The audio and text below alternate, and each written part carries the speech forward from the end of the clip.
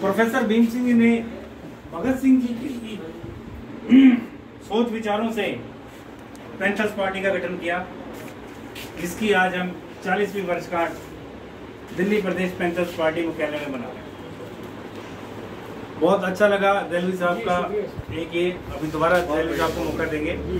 और आप में से कोई सज्जन, कोई जो मेहंदी रतन साहब, कोई और कोई वाक्य रखना चाहता हो, ऐसी कोई दहलवी साहब जैसे कोई? दहलवी साहब की बहुत मशहूर कविता है, वो हिंदुस्तान में अभी देंगे, मौका देंगे, दोबारा देंगे।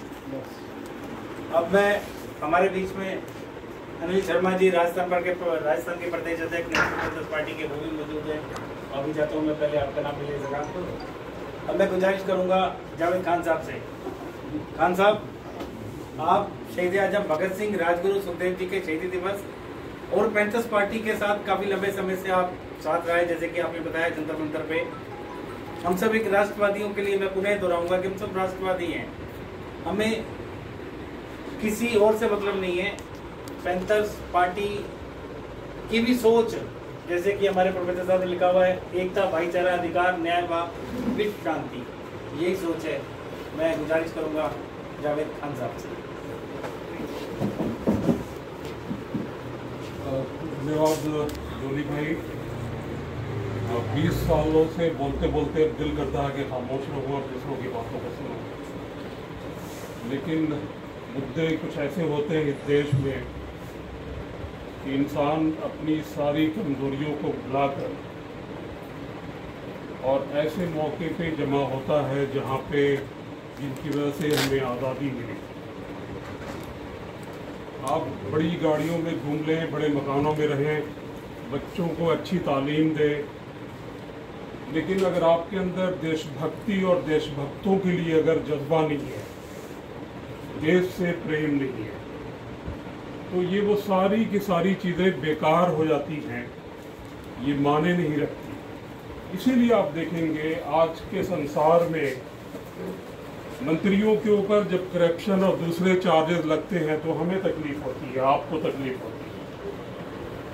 देशभक्ति का मतलब ये नहीं है कि आप गवर्नमेंट के बड़े इदारों में, बड़े ऑफिसेज में काम करें और जो गरीब समाज है, जिन समाज में लोगों का बड़ा योगदान रहा है, भगत सिंह और जितने भी इस तरह के तमाम लोग रहे हैं जिन्होंने देश के लिए कुर्बानियाँ दी हैं, ये बड़ा अच्छा होता कि गवर्नमेंट के एक बड़े मंच पे, हर मंत्रालय के अंदर, हर पॉलिटिकल पार्टी के अंदर, हर समाज के अंदर, चाहे हिंदू हो, मुस्लिम हो, सिख हो, ईसाई हो, जिसको हम भूलते जा रहे हैं।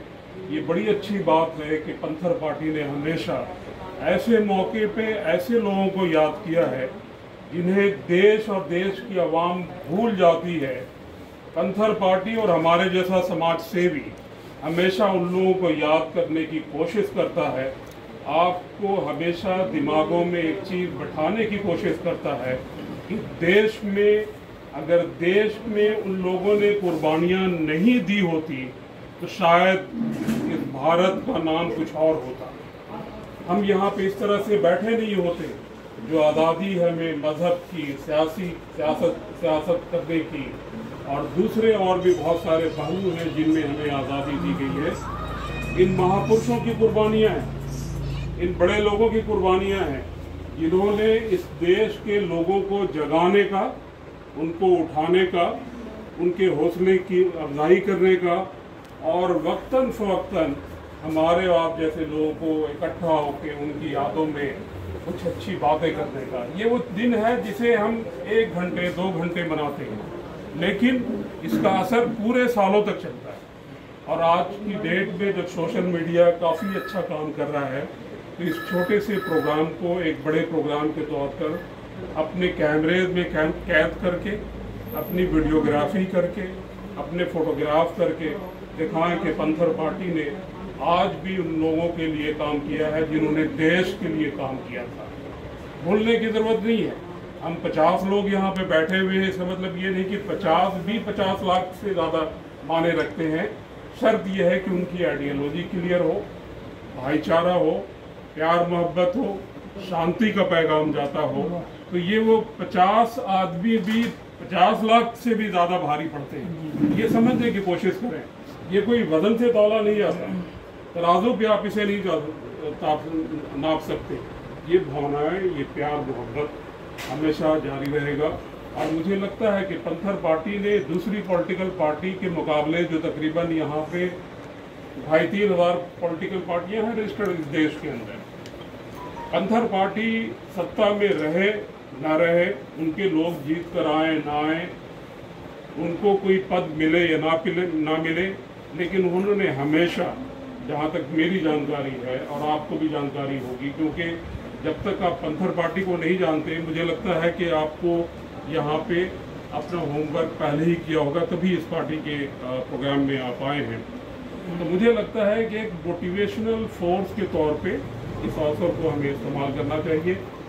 2-3 चीज़ें और बता दूं, प्रोफेसर भीम साहब से हमारे बड़े पुराने रिलेशन हैं और काफ़ी लंबे अरसे से जानते हैं, क्योंकि वो भी अलीगढ़ मुस्लिम यूनिवर्सिटी के छात्र रहे हैं। तो हमारे प्रोग्रामों में अलीगढ़ का जो ओल्ड बॉयज़ का दिल्ली का प्रोग्राम है और इंडिया इस्लामिक कल्चर सेंटर के जो बहुत सारे प्रोग्राम हैं, अक्सर बेशतर लोगों ने और हमारे जैसे लोगों ने मेहमान के तौर पर बुलाया है। जैसा कि मैंने बताया, जोली भाई हमारे बड़े अच्छे मित्र हैं। और सबसे अच्छी चीज़ है कि अगर आप किसी को से ना सीखें, आप जोली भाई से सीखें। एक मासूम, हमदर्द, प्यारा और बुरे वक्त में काम आने वाला उस शख्स का नाम है जोली खोस।